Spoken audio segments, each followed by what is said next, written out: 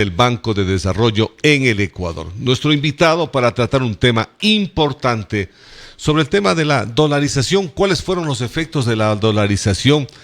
Y empecemos por la parte inicial, cuando se dio en el año 2000.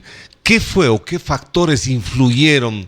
Al economista Carlos Rivera le preguntamos para que el Ecuador tenga que haber adoptado la dolarización en el año 2000. Carlos, buenos días y bienvenido. Muchas gracias, Rubén, por la invitación y un saludo a todos los que nos escuchan. Mire, la dolarización no fue una medida de política económica de libre elección, sino fue un salvavidas para el momento crítico de la economía ecuatoriana en el año 99, aupado por una crisis bancaria enorme que se comió a una buena parte de los bancos, y la emisión monetaria de última instancia de salvataje bancario, que generó que el tipo de cambio, el valor del dólar, pase de cerca de 7.000 sucres a algo más de 20.000 sucres, es decir, cerca del 200% de depreciación del tipo de cambio. Pero yo creo que más allá de las cifras, los que vivimos de esa época, tenemos que acordarnos que cuando cobrábamos el sueldo, corríamos a las casas cambiarias ahí cerca del Hotel El Dorado a cambiar los sucres por dólares, o los valores de arriendo, o las compras de casa, la compra de vehículos, todo era con dólares.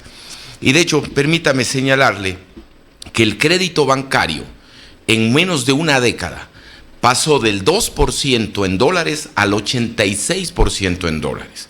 Y los depósitos en el sistema financiero subieron del 18% en dólares al 59% en dólares. Es decir, para todo efecto práctico, el dólar ya le expulsó al sucre por el exceso de emisión monetaria.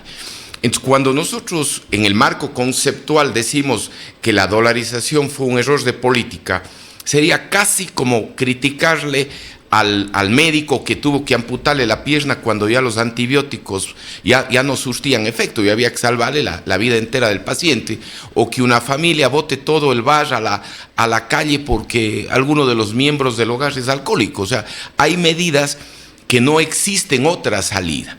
De allí que mi opinión, mi criterio, la segunda parte que usted nos consulta es cómo le ha ido a la dolarización. A la dolarización no hay que pedirle resultados en crecimiento económico, en empleo, en pobreza, en distribución del ingreso. La dolarización es solo un esquema monetario.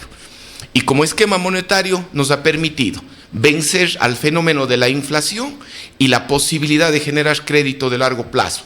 A las personas y amigos que nos escuchan, sería bueno conocer si acaso en el Sucre tenían posibilidades de acceder a un préstamo para comprar una casa, para comprar un vehículo. Los créditos eran absolutamente de corto plazo, porque la tasa de inflación era de tal magnitud que tenía que superar la tasa de interés nominal, y cuando una tasa de interés real es negativa en expectativa, normalmente no opera en los instrumentos financieros.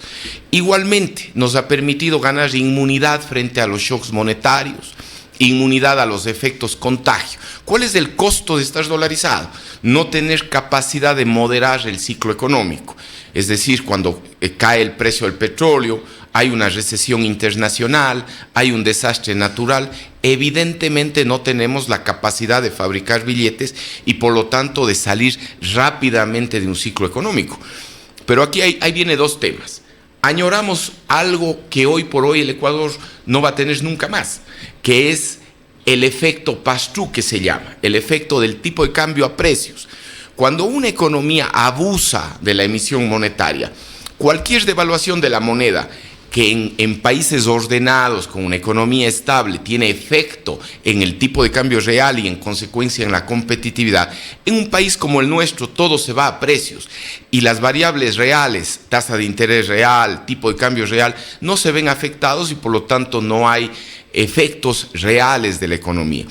En el largo plazo, ni siquiera pensar, yo creo que hay una evidencia empírica contundente, hay un concepto absoluto en la profesión que el producto, que el empleo de largo plazo, que los niveles de ingreso de la economía no dependen de la cantidad de dinero, dependen de los buenos fundamentals económicos, como es la apertura comercial y financiera, la seguridad jurídica, un mercado laboral eficiente, la propia estabilidad económica, la sostenibilidad de las finanzas públicas.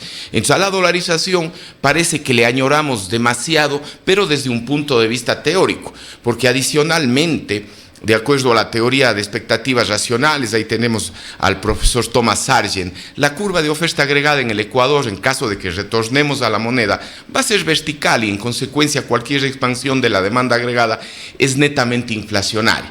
Por lo que los términos que nos hemos escuchado en las últimas semanas y nos han hecho memoria, que es la desdolarización buena, la desdolarización ordenada y no morir en el intento, el ecuadólar, el dinero electrónico, son medidas económicas dentro de un marco conceptual coherente con el socialismo del siglo XXI, que desde el punto de vista de su estrategia política, no económica, intenta generar una burbuja de prosperidad, pero ojalá de efecto impacto en el siguiente trimestre, en los siguientes 2 trimestres, para luego, a partir de esa suerte de burbuja de prosperidad, de milagro económico, ¿no es cierto?, tomar otro tipo de medidas políticas que son las que verdaderamente están dentro de su estrategia, dentro de su programa.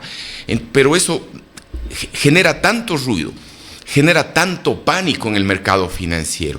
Mire, Rubén, el riesgo país acaba de cerrar en 1.700 puntos base. Yo creo que acá vale la pena revisar la trayectoria. El presidente Daniel Noboa, cuando asumió el mandato en noviembre del 2023, el riesgo país era 2.000 puntos base. Ahora, ¿qué implica el riesgo país, Carlos? Porque hay mucha gente, son términos muy técnicos que no conocen y no entran a digerir lo que estamos hablando. ¿Qué es el riesgo país? Mire, es la diferencia de la tasa de interés que le prestan al Ecuador respecto a los Estados Unidos.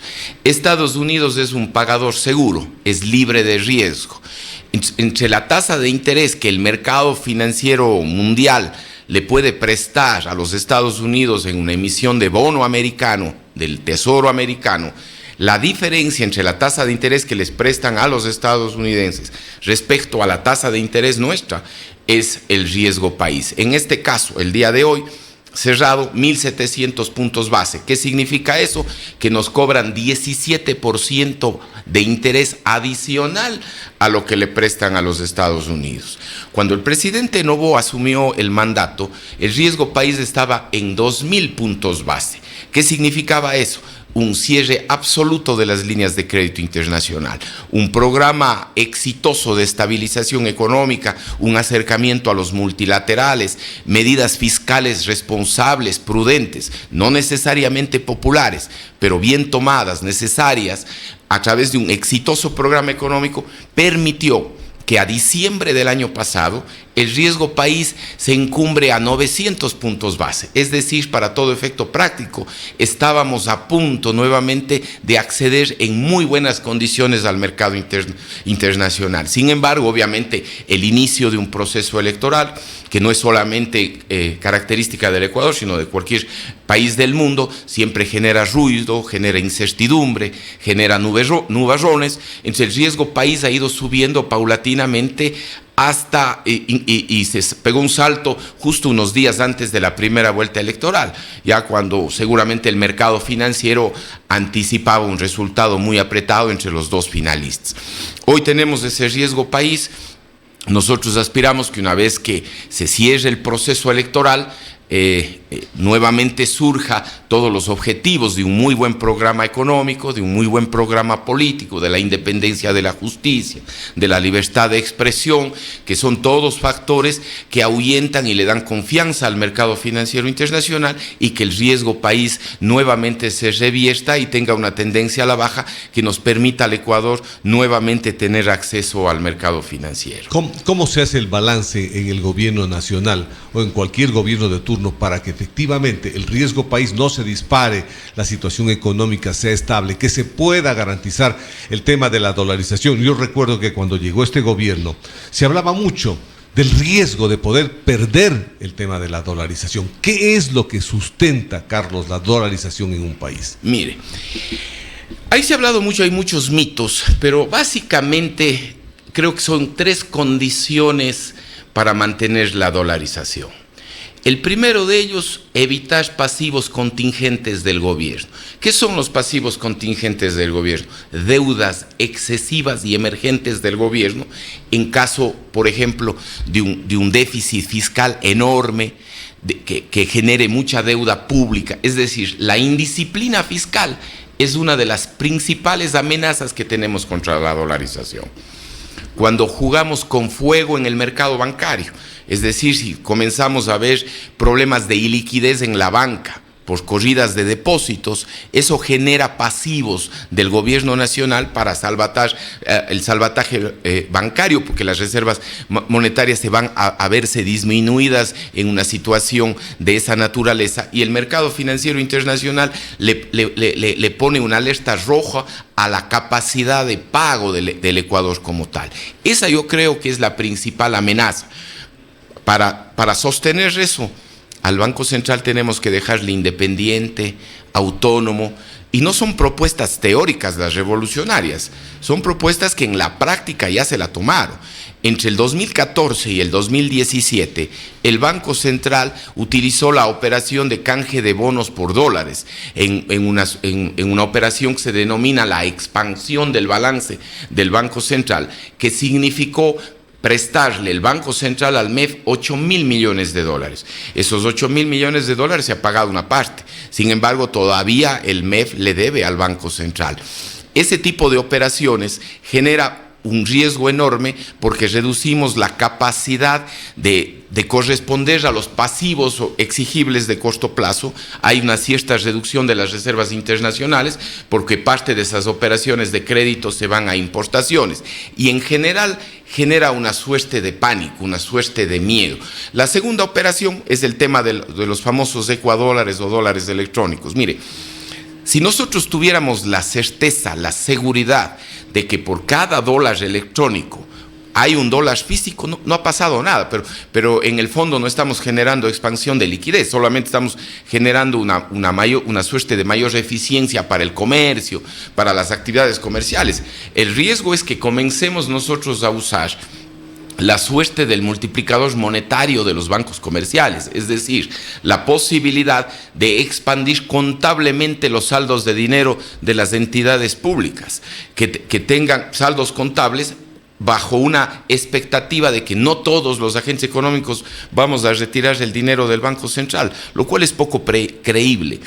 A mí me parece que cuando jugamos con ese tipo de operaciones, para todo efecto práctico, estamos conectando la manguera de los bomberos a un tanque de gasolina para apagar un incendio. Y el riesgo es enorme. Y eso lo van a pagar todos los ecuatorianos en caso que se implemente esa medida de esa naturaleza. Yo le decía, lo primero es que hay que evitar deudas excesivas del gobierno y la figura de los pasivos contingentes. Una segunda medida es los mecanismos de absorción de shocks que hagan las veces de un tipo de cambio flexible. En el año 2007 nos comimos todos los fondos de ahorro previos del 2000 al 2006. Inclusive nos endeudamos en exceso y hasta vendimos el petróleo anticipadamente para generar una suerte de prosperidad económica que a la vuelta de la esquina, cuando el precio del petróleo comienza a caer en el 2014 y en el 2015, ya no nos hemos podido recuperar para todo efecto práctico, más allá de los efectos rebote. ¿Por qué? Porque no cambiamos la matriz productiva, no cambiamos la matriz energética, no generamos una suerte de incentivos para la inversión privada. Entonces, como no tenemos una capacidad fuerte de ahorro, no tenemos líneas de crédito emergente con multilaterales, necesitamos eso, necesitamos buenas reservas en el Banco Central, en la banca privada, en el Ministerio de Economía, y eso se lo logró el año pasado. Eso es del programa económico del presidente Daniel Noboa, todo lo contrario a la otra candidatura, donde el uso indiscriminado de las reservas internacionales, el poco apego a la sostenibilidad de las finanzas públicas, sin lugar a duda va a poner en riesgo a la dolarización. Y es que la desdolarización o la implementación de un sistema bimonetario, Rubén, no se necesita tomarla por decreto. Mucho se habla, no vamos a desdolarizar. Claro, ningún político va a desdolarizar formal y oficialmente porque sabe que la gente se levanta. El dólar probablemente es el activo más preciado, es el activo más popular que tienen los ecuatorianos.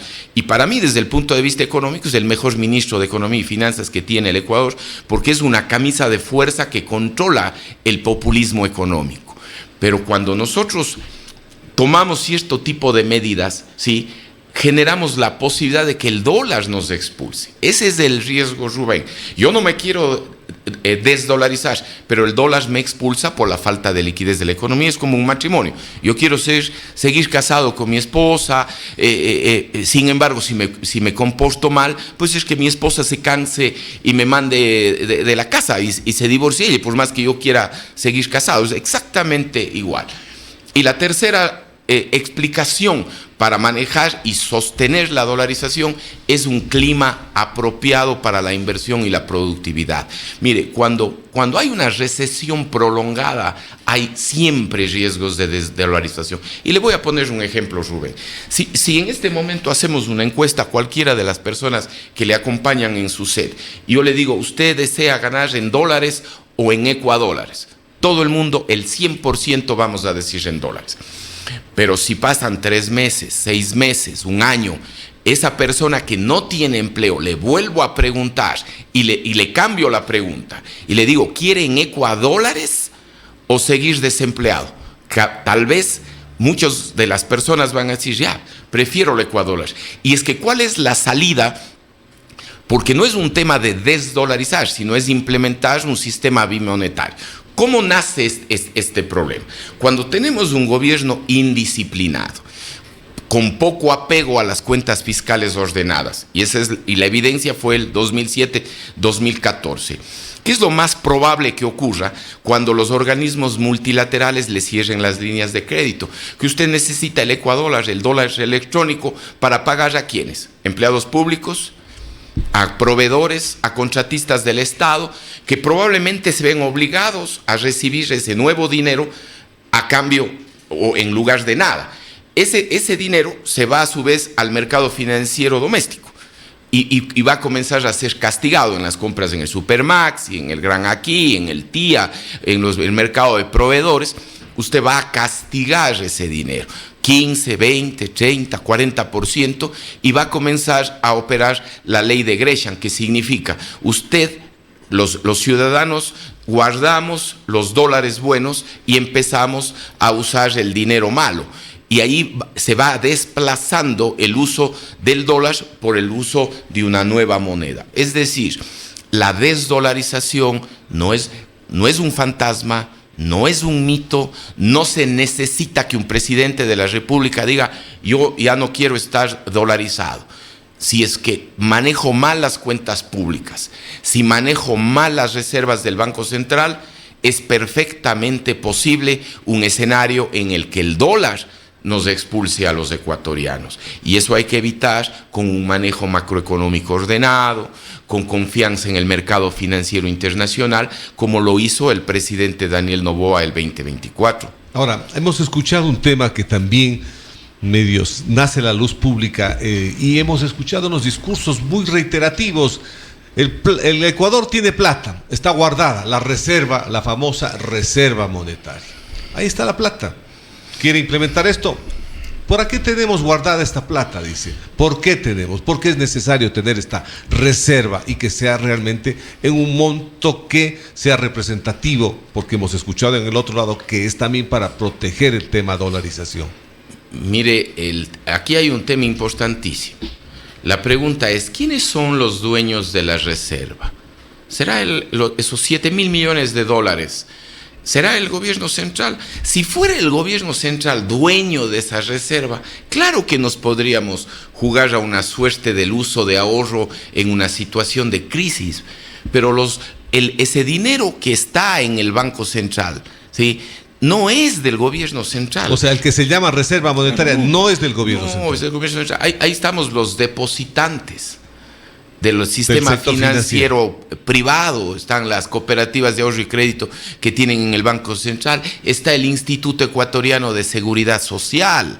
Es decir, hay agentes que son dueños de ese dinero y que hay que precautelar la liquidez de la economía. Mire, aquí hay un buen concepto, es una muy buena pregunta suya, porque normalmente asociamos que el ahorro puede ser a generar una gran rentabilidad. El ahorro es para temas de liquidez también, porque en momentos dados usted no debería deshacerse de activos para cubrir una emergencia. Entonces, los dólares de la Reserva Internacional son absolutamente acotados en la parte que le corresponde al gobierno central. Y ese uso del dinero eventualmente podría generar alguna suerte de uso en la dinámica de la economía, pero el propio gobierno también obviamente tiene necesidades ya debidamente planificadas, programadas. ¿Cómo ven los mercados financieros internacionales el buen uso y el manejo de las reservas? Que los importadores tengan listos los dólares para hacer las importaciones, que los dólares estén listos para hacer los pagos de la deuda externa. Si usted disminuye la disponibilidad de dólares para pagos de deuda, para importaciones, ningún exportador de otro país va a hacer negocio con el mercado internacional. Es algo parecido a lo que pasa en Bolivia. Creo que hay esa frase coloquial: ve la barba de tu vecino cortar y pon la tuya a remojar. ¿Qué está pasando en Bolivia? ¿Por qué dicen en Bolivia se acabaron los dólares? Claro, es exactamente, es el uso. No podemos comprar combustibles, no hay dólares, dice el presidente de Bolivia. Exactamente, es eso, el uso indiscriminado. O sea, me parece que es jugar con fuego cuando nosotros queremos generar una suerte de burbuja económica inmediata. Yo creo que la buena economía se basa en los fundamentals. Primero, la estabilidad económica, condición necesaria, no suficiente para el crecimiento económico. Le había dicho, la apertura comercial, la apertura financiera, seguridad jurídica para atraer la inversión extranjera directa, mecanismos de ahorro y de inversión de largo plazo, generar un buen mercado de valores, una fuerte inversión en capital humano. No, es una de las claves del crecimiento económico y de la superación de la pobreza. Es generar educación pública de calidad, es decir, que el niño, desde jardín, el adolescente y el chico universitario, cuando entre a la universidad privada no tenga que envidiarle a la universidad pública, no tenga que envidiarle a la universidad privada porque esta supuestamente es muy superior y le permite tener un mejor acceso al mercado laboral. Cuando nosotros aseguremos todo eso, evidentemente no vamos a añorar el dólar. El dólar va a ser un activo seguro, estable. De hecho, el dólar, la estabilidad monetaria que genera el dólar, per se, es una de las condiciones básicas de estabilidad económica y de crecimiento económico. Da su aporte. Lo que añoramos es esa capacidad de enfrentar los shocks reales en el corto plazo. Pero como le dije, la pendiente de la curva de oferta agregada, las expectativas racionales y el efecto de tipo de cambio a precios hace que añoremos algo que no aplica en el Ecuador y que innecesariamente estemos poniendo en riesgo la totalidad de la economía ecuatoriana por un juego con muy pocos efectos reales. Ahora, ¿cómo implica el tema de la dolarización en inversión extranjera? ¿Cómo nos ve el inversor extranjero al país?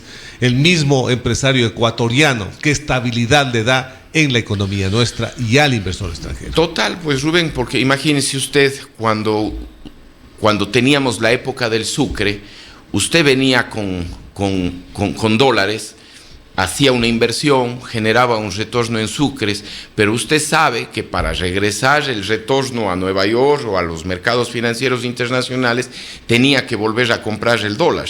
Y si el dólar estaba en tendencia explosiva, literalmente se le podía comer todas sus ganancias en la moneda nacional, en la actividad productiva que haya generado. Con el dólar tenemos total seguridad. De hecho, el Ecuador podría ser un centro financiero internacional por la posición del dólar frente a América Latina. Entonces, ese tipo de oportunidades tiene el Ecuador. Al dólar hay que mantenerlo como tal, y no solamente por un tema financiero. Repito, el dólar es el activo más popular que tienen los ecuatorianos, porque cualquiera de los amigos que nos escucha sabe que si regresamos al ecuador, si regresamos al dinero electrónico, las probabilidades de una gran crisis financiera no son bajas, no son menores, y probablemente el crédito que hoy tenemos acceso para comprar un electrodoméstico, para comprar un vehículo, para comprar una casa, desaparecerá casi automáticamente.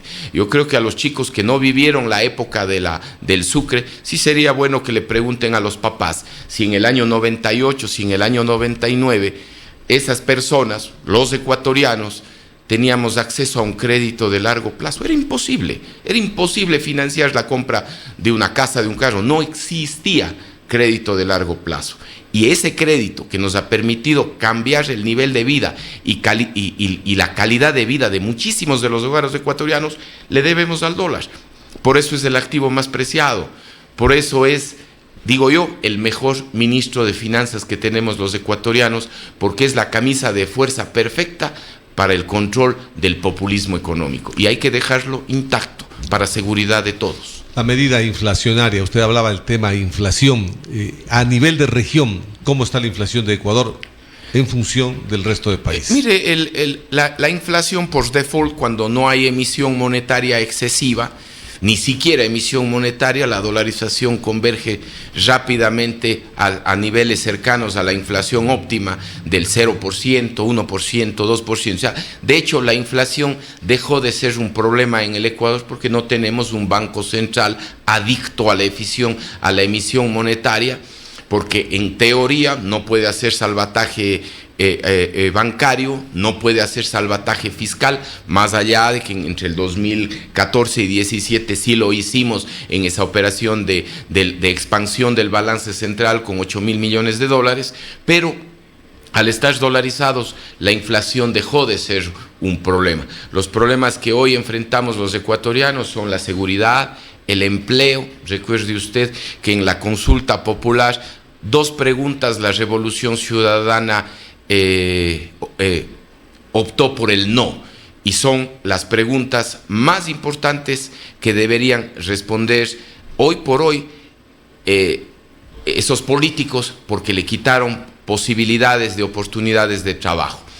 La seguridad jurídica y la oportunidad de arbitraje hacia afuera hubiera permitido que una muy buena parte de la inversión extranjera que estaba lista para venir al Ecuador, con esa respuesta detuvo sus decisiones de inversión.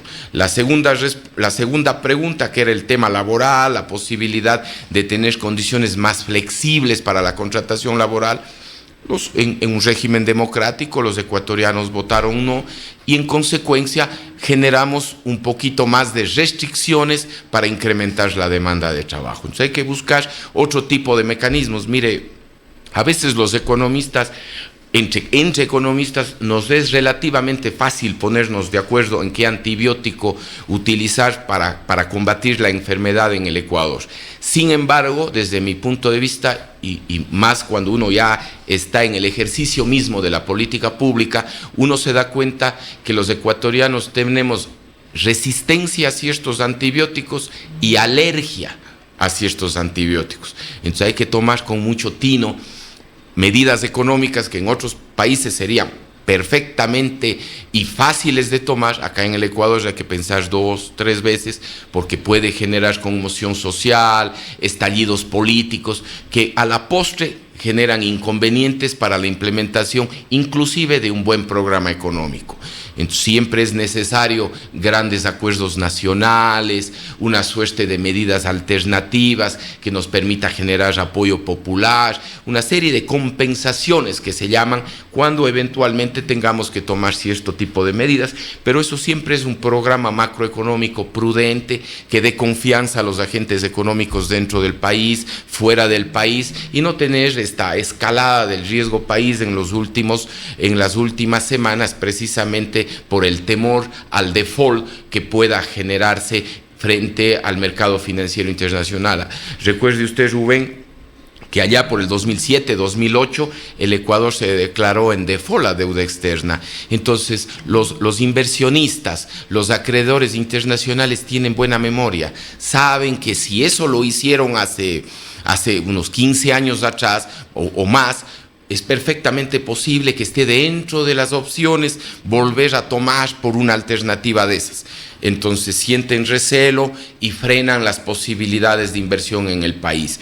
Pero apenas se quite estos nubarrones electorales, nuevamente surgirá la posibilidad de tener o de que nuevamente se ponga en marcha un buen programa económico que fue bien diseñado, bien estructurado el año 2024, que tenía metas muy adecuadas, pertinentes, instrumentos precisos en el momento adecuado, y creo yo, apenas se despeje esta neblina electoral, que es absolutamente normal en cualquier país del mundo, nuevamente los inversionistas apostarán en el Ecuador, porque sin lugar a duda hay grandes ventajas competitivas en el país. El Ecuador es muy rico en materias primas, es muy rico en una serie de factores productivos que, combinados con otro tipo de instrumentos y política pública, seguramente van a tener capacidad de atracción para el inversionista. Le agradezco, Carlos, por haber estado con nosotros. Un buen día. A usted, Rubén, sido gracias. El economista Carlos Rivera, gerente general del Banco de Desarrollo del Ecuador. Hemos hablado sobre el tema dolarización en el país.